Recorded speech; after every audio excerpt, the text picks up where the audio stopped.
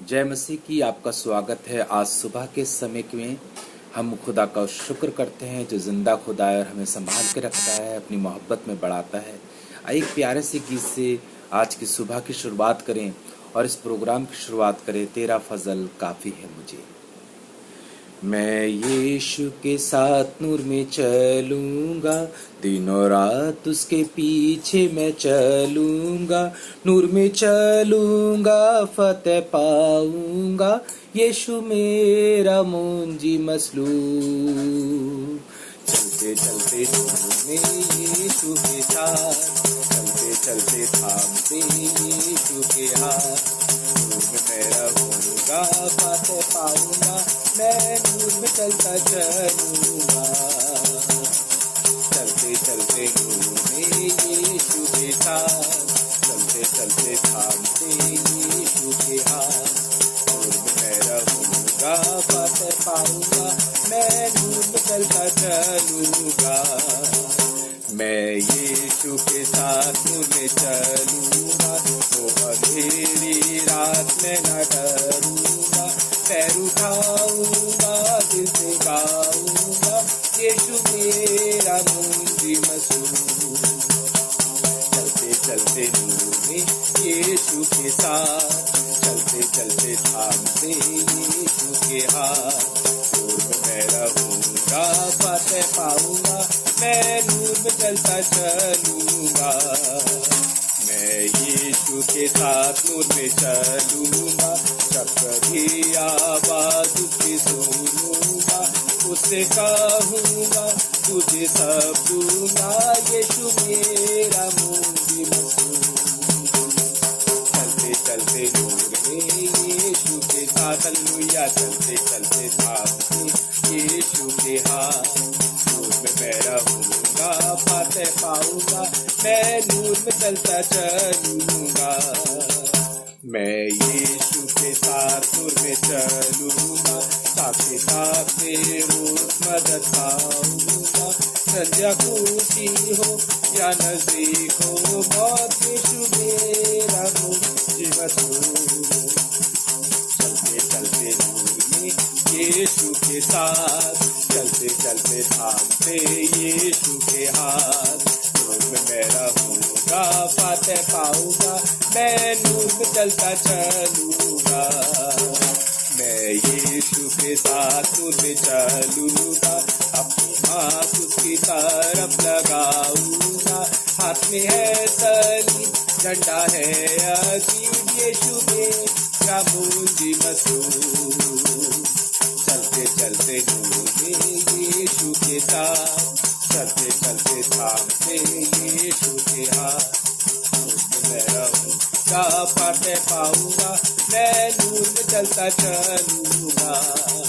हाँ, मैं नूर में चलता चलूंगा। हाँ, मैं नूर में चलता चलूंगा। सुबह का समय जो खुदा के लिए निकाला है, उसके लिए हम खुदा का शुक्र करते हैं और हम जानते हैं परमेश्वर अपने लोगों से खुश होता है।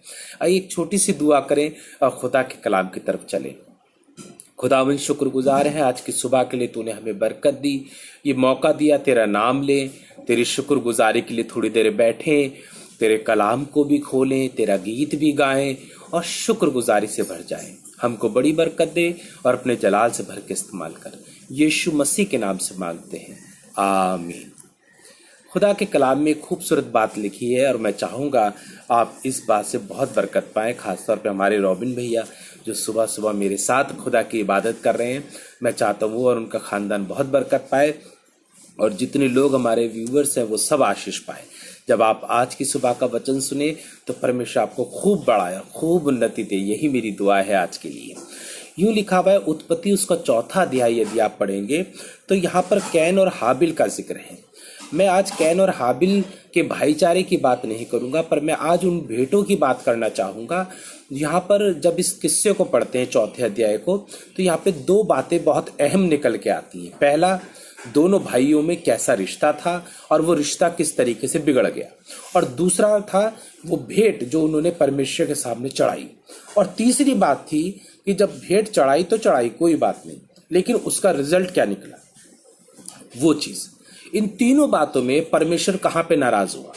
ना तो वो भाईचारे के रिश्ते से नाराज हुआ, ना ही वो भेंटों से नाराज हुआ, परंतु परमेश्वर इस बात से नाराज हुआ कि जब वो बात लहू बहाने तक पहुंच गई। तो उस बात को हमें आज समझना है। हम भेंट की जो बात कर रहे हैं, यहां पर यूं लिखा हुआ है कि हाबिल ने और हाबिल भी अपनी भेड़ बकरियों के कई एक पैलोठे बच्चे भेंट चढ़ाने के लिए लाया और उनकी चर्बी भेंट चढ़ाई। तब यहोवा ने हाबिल और उसकी भेंट को तो ग्रहण किया, परंतु कैन और उसकी भेंट को उसने ग्रहण ना किया। तब कैन अति क्रोधित हुआ और उसके मुंह पे उदासी छा गई। यहाँ पर दोनों भाइयों ने भेंट चढ़ाई है। पहले भाई के लिए लिखा हुआ है कि उसने जो है उसकी जो उपज थी, यहोवा के सामने जो उसकी भूमि की उपज थी, उसमें से कुछ भेंट को लेके आया।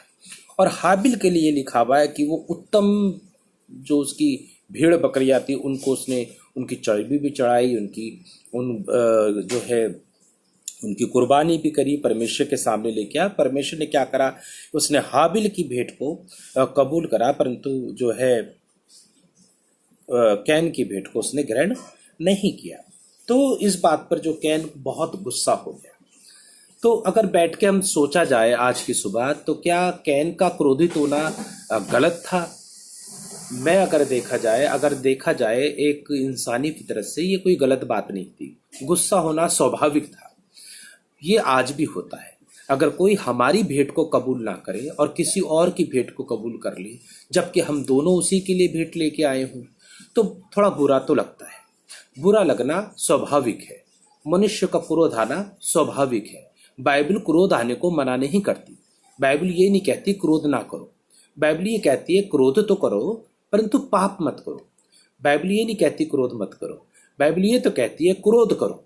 वो यूं कहती है कि क्रोध तो करना, परंतु शाम ढलने से पहले तेरा क्रोध शांत हो जाए। तो क्रोध पाप नहीं है, क्योंकि मनुष्य की फितरत है, वो एक स्वाभाविक दशा में होता है जब वो क्रोध करता है। परंतु यदि वो क्रोध के साथ पाप भी करे तो फिर वो परमेश्वर के लिए वो ठीक नहीं होता। उसी प्रकार से अगर हम कोई ऐसा काम करें, कोई हमारे सामने हो और वो कोई उत्तम चीज दे रहा हो, हम भी दे रहे हो, हमारी हैसियत के हिसाब से, हमारे पद के हिसाब से हम कुछ दे रहे हो और वो किसी को ज्यादा अच्छा ना लगे, तो हमें बुरा लगेगा। ये एक स्वाभाविक बात है। मान लीजिए आप किसी के घर गए और आप उनके बच्चों को आप कुछ देना चाह रहे हैं और आपके साथ कोई और भी जन गया हुआ है। आपने अपनी जेब से 100 रुपये निकाले और उस बच्चे को दे दिए। आपने अपनी हैसियत के हिसाब से, आपने अपनी मर्जी के हिसाब से वो 100 रुपये दे दिए।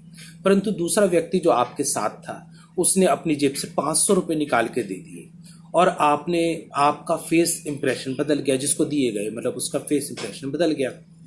वो बहुत खुश हुआ क्योंकि 500 रुपये मिल रहे थे और उसने बहुत धन्यवाद दे दिया आपके सामने उस व्यक्ति को कि थैंक यू भैया, भैया आपने तो बहुत ज़्यादा दे दिया, थैंक यू। और आप जो 100 रुपये दिए थे, आपकी तरफ कोई रिएक्शन नहीं हुआ। उसने आपको झूठे मुंह ये भी नहीं कहा थैंक यू भैया आपने बच्चों को कुछ दिया। तो थोड़ा सा स्वाभाविक एक होता है कि गुस्सा आता है। ये आज भी होता है, हम सब में होता है, मेरे में भी होगा, आप में भी होगा। परंतु इसका जो प्रभाव है हम उसके ऊपर बात करेंगे। मैं ये कहना चाहूंगा, क्या कैन ने जब उसकी भेंट कबूल नहीं हुई तो कैन ने जो क्रोध किया, क्या वो गलत किया? हम लोग इस पे कई बार प्रचार सुनते हैं। बहुत से लोग प्रचार करते हैं उसने क्रोध किया, क्रोध नहीं करना चाहिए, मनुष्य को क्रोध नहीं करना चाहिए। परंतु अगर स्वाभाविक रीति से देखा जाए तो कैन जब क्रोध कर रहा था तो वो कोई बहुत बड़ी बात नहीं, उसने कुछ गलत नहीं किया था। परमेश्वर भी जानता होगा कि वो गुस्सा हो रहा है, वो नाराज हो रहा है। आगे देखिएगा क्या लिखा है। तब यहोवा ने कैन से कहा, तू क्यों क्रोधित हुआ और तेरे मुंह पे उदासी क्यों छा गई? परमेश्वर ने पूछा, क्यों, इसमें क्रोध की क्या बात है भाई? आप क्यों क्रोध हो रहे हैं? आप क्यों गुस्सा कर रहे हैं? परमेश्वर भी साफ बात पर, प्रभु ये नहीं कह रहा तेरी हिम्मत कैसे हो गई गुस्सा करने की। प्रभु नहीं कह रहा ऐसी बात कि तेरी हिम्मत कैसे हो गई गुस्सा करने की। परंतु प्रभु एक बहुत स्वाभाविक तरीके से पूछ रहा है कि तू क्रोध क्यों कर रहा है, तेरे मुंह पे उदासी क्यों छा गई? और देखिए फिर क्या लिखा है, और यदि तू भला ना करे तेरे पाप द्वार पर छिपा रहता है। प्रभु कह रहा है कि देख, अगर तू भलाई नहीं करेगा तो पाप छिपा रहता। पाप अभी आया नहीं है। जो वो कैन ने जो क्रोध किया है, कैन ने अभी पाप नहीं किया है, परंतु वो कह रहा है यदि तू भला ना करे तो पाप आएगा। अगर तू भला ना करे तो पाप आएगा। यानी कि प्रभु जानता है कि उसने बहुत अच्छा भेंट नहीं चढ़ाई है, लेकिन क्या अच्छी भेंट नहीं चढ़ाई तो क्या प्रभु क्रोधित हो रहा है? प्रभु क्रोधित नहीं हो रहा है, परंतु परमेश्वर बताना चाह रहा है कि तुम लोगों को भला करना चाहिए। भला करोगे तो फिर तुम्हारे जीवन में भलाई आएगी, परंतु अगर तुम भला नहीं करोगे तो क्या आएगा? पाप आएगा। प्रभु ये नहीं कह रहा है मैं क्रोध हो जाऊंगा, मुझे गुस्सा आ जाएगा, मैं तुम्हें मार दूंगा, मुझे खुश नहीं करोगे तो। प्रभु ऐसा नहीं कह रहा है। प्रभु हमारा परमेश्वर जो है वो दूसरे भगवानों की तरह नहीं है। हमारा परमेश्वर दूसरे भगवानों की तरह नहीं है कि तुमने 250 ग्राम लड्डू चढ़ाए तो मैं प्रकट हो जाऊंगा, मैं भाला निकाल लूंगा, त्रिशूल निकाल के मार दूंगा। तुमने माता को खुश नहीं करा तो माता तुमको मार डालेगी। तुमने मतलब जो भी होता है प्रसन्न कर। हमारा परमेश्वर वैसा परमेश्वर नहीं है। यहाँ पे परमेश्वर अपने क्रोध की बात नहीं कर रहा है, बल्कि परमेश्वर सिखा रहा है कि अगर तुम भला नहीं करोगे तो पाप आ जाएगा। यानी प्रभु से कहना चाह रहा है कि जो तूने किया था वो तूने भला नहीं किया था। तो क्या प्रभु आप नाराज हो, मैंने आपको अच्छा नहीं दिया? प्रभु नाराज नहीं है, परंतु परमेश्वर आने वाले प्रभाव के प्रति उसको सचेत कर रहा है। प्रभु कहना चाह रहा है कि देखो ये हो जाएगा, तुम भला नहीं करोगे तो मैं तो कुछ नहीं करूंगा, पाप आ जाएगा। पाप क्या करेगा? पाप जब तुम भला नहीं करना चाहोगे तो पाप आके तुम्हें उकसाएगा। किसके प्रति? परमेश्वर के प्रति उकसाएगा। परमेश्वर के प्रति मतलब तुम्हें वो काम करने के प्रति उकसाएगा जो प्रभु नहीं चाहता करो। यहां पर भी कैन के साथ क्या हुआ? कैन ने जब अपने भाई हाबिल के ऊपर चढ़ाई करी, उसको मारा, तो ये बड़ा पाप था जो प्रभु को पसंद नहीं आया। उसने क्रोध किया, या उसने भला नहीं किया, या उसने उचित भेंट नहीं चढ़ाई, प्रभु उससे नाराज नहीं था। परंतु परमेश्वर उस आने वाले पाप के प्रति उसे सचेत करना चाह रहा था जो उसके भलाई ना करने के कारण या उसके क्रोध करने के कारण आ सकता था। और वो हुआ भी। पाप आया, पाप उसके करीब आया, पाप ने उसको छा लिया, और पाप ने उसके क्रोध का सहारा लेकर, पाप ने उसकी इच्छा का सहारा लेकर, उसकी मनसा का सहारा लेकर उस पर इतना प्रभावी हुआ कि उसने अपने भाई को मार दिया। प्रभु यही तो समझाना चाह रहा था। आप क्रोध करेंगे सुबह उठ के, आप पूरे दिन में आपको बड़ा गुस्सा आ रहा होगा किसी व्यक्ति विशेष को लेकर, आप कह रहे होंगे मुझे वो पसंद नहीं है, आप कह रहे होंगे मुझे वो अच्छा नहीं लगता है। आपका ये जो क्रोध है प्रभु से बुरा नहीं कह रहा है, परंतु कहीं ये क्रोध पाप के लिए मार्ग ना खोल दे, दरवाजा ना खोल दे। आप अपने भाई से नाराज होंगे, आप अपने पापा से नाराज होंगे, आप अपनी मम्मी से नाराज होंगे, आप अपने किसी रिलेटिव से नाराज होंगे, आप अपने किसी जानने वाले से नाराज होंगे, तो ठीक है, नाराजगी की तो होती है, ह्यूमन नेचर है, ये स्वभाव है मनुष्य का कि वो नाराज होता है। वो नाराज होता है, ये एक ह्यूमन नेचर हो जाता है। लेकिन आप उस नाराजगी को आपने इतना गाढ़ा कर लिया कि आपने रिश्ता तोड़ दिया, और आप मिलते नहीं, आपने कह दिया मेरे घर में भी मत घुसना, तो आप पाप कर रहे हैं। गुस्सा कौन नहीं होता? मैं भी बहुत गुस्सा होता हूँ बहुत से लोगों से, लेकिन जब प्रार्थना की बात आती है, लेकिन जब मिलने की बात आती है, मैं बड़ा स्वाभाविक तरीके से उनसे मिलता हूँ। लेकिन जब वो मुझसे कहते हैं भैया आप नाराज तो नहीं? मैंने कहा नहीं, नाराज हैं हम आपसे बिल्कुल नाराज हैं, लेकिन भाई ये रिश्ता अपनी अलग जगह है, नाराजगी अपनी अलग जगह है। नाराजगी की बात करोगे, हम आपसे बहुत नाराज हैं। मैं स्वाभी बहन से नाराज हो सकता हूँ, मैं रॉबिन भैया से नाराज हो सकता हूँ, लेकिन जो रॉबिन भैया और मेरा बीच में रिश्ता है, जो स्वाभी दीदी और मेरे बीच में रिश्ता है, वो टूटेगा कोई?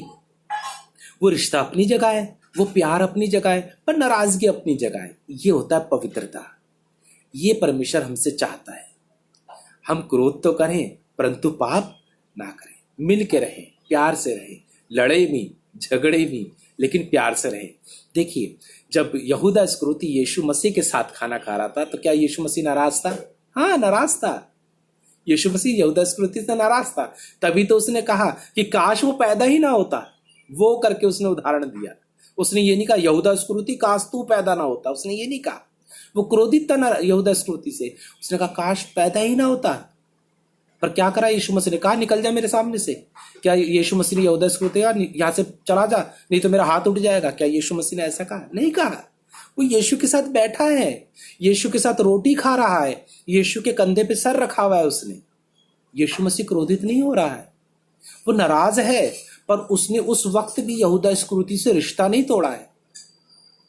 यहूदा इस्करियोती शर्मिंदा हुआ, वो जाकर उसने अपने प्राणों को दे दिया। जब उसने यीशु मसीह को पकड़वा दिया, जब वो शर्मिंदा हुआ, उसने जाके प्राण को दे दिया। क्या यीशु मसीह उससे उस वक्त क्रोधित था? नहीं। उसकी यीशु मसीह की नाराजगी वैसी नाराजगी नहीं थी। यीशु मसीह के चेले छोड़ के भाग गए तो क्या यीशु मसीह नाराज नहीं हुआ होगा? हुआ होगा, पर उसकी नाराजगी रिलेशनशिप वाली नाराजगी नहीं थी। फिर भी उसने क्या कहा है, पिता इन्हें क्षमा कर, ये नहीं जानते क्या करते हैं। उस समय वो आत्मिकता में क्षमा कर रहा है, पर शारीरिक रूप से आपको ये चीज समझनी है। कैन और हाबिल के रिश्ते में कोई खराबी नहीं है। दोनों भाई नाराज भी हो सकते हैं, लड़ भी सकते हैं, झगड़ा भी कर सकते हैं, पर मृत्यु नहीं, हत्या नहीं, मार नहीं सकते। अगर कैन केवल नाराज होता, गुस्सा होता और फिर गुस्सा होके बैठ जाता, मुंह फुला लेता और फिर बाद में भूल जाता, तो प्रभु कुछ नहीं कहता, बाद में भलाई कर लेता। आज नहीं कर पाया तो कल कर लेता। प्रभु ने यही तो कहा, भलाई करेगा तो भलाई होगी, भलाई नहीं करेगा तो पाप छुपा बैठा है, तो कल कर लेता भलाई, प्रभु खुश होता। अच्छा, वेरी गुड, तूने अपनी गलती सुधार ली। लेकिन उसने पाप को अवसर दे दिया और मृत्यु आ गई, हत्या आ गई। वही हमारे लिए है। अगर आप क्रोध करेंगे, गुस्सा करेंगे अपने भाई पर, बहन पर, रिलेटिव पर, प्रभु नाराज नहीं होगा। परंतु अगर वो गुस्सा एक पाप में बदल जाएगा, बदले में बदल जाएगा, नफरत में बदल जाएगा, प्रभु देख रहा है। प्रभु कहेगा ठीक है, गुस्सा अपनी जगह है। मेरा छोटा भाई पाप करेगा, मैं उससे नाराज हो जाऊंगा, मैं उसे डांटूंगा भी, मैं उससे बहुत गुस्सा भी हूंगा, मैं उससे झगड़ा भी करूंगा, परंतु ये नहीं कि उसे निकाल के फेंक दूंगा या मैं उसे कह दूंगा हमारे घर से निकल जा। नहीं, परमेश्वर देख रहा है। प्रभु कहेगा ये पाप है। रिश्ता कहां गया, रिलेशनशिप कहां गई? हमको ऐसा नहीं करना है। हमको सब कुछ करना है, परंतु ऐसा नहीं करना है। मूसा जब लोगों को लेके आया तो मूसा बहुत नाराज था लोगों से। वो बुड़बुड़ा रहे थे, लोग वो कुड़कुड़ा रहे थे, लेकिन मूसा नाराज था। लेकिन क्या मूसा ने कहा खुदा से, खुदा बाप जिनको मैं निकाल के लाया हूं उनको तू मार दे? नाराजगी एक अलग चीज है, रिलेशनशिप एक अलग चीज है। परंतु जब आपका नाराज होना, आपका गुस्सा होना, जब वो पाप में बदल जाता है तो परमेश्वर नाराज होता है। आप गुस्सा करें, वो आपका अधिकार है और वो आपकी स्वाभाविक दिशा है, वो आपका एक नेचर है, ह्यूमन नेचर है। जब आप क्रोध करते हैं, आप नाराज होते हैं, आप अपनी बीवी पे नाराज होइए, आप बच्चों पे नाराज होइए, आप रिलेशन में नाराज होइए, गुस्सा होइए, वो कोई गलत बात नहीं है। परंतु पाप आ जाएगा अगर क्रोध करके, तो वो गलत है। आपको सोचना पड़ेगा, प्रभु मैं जो कर रहा हूं, मैं जो कर रहा हूं ये पाप बन गया।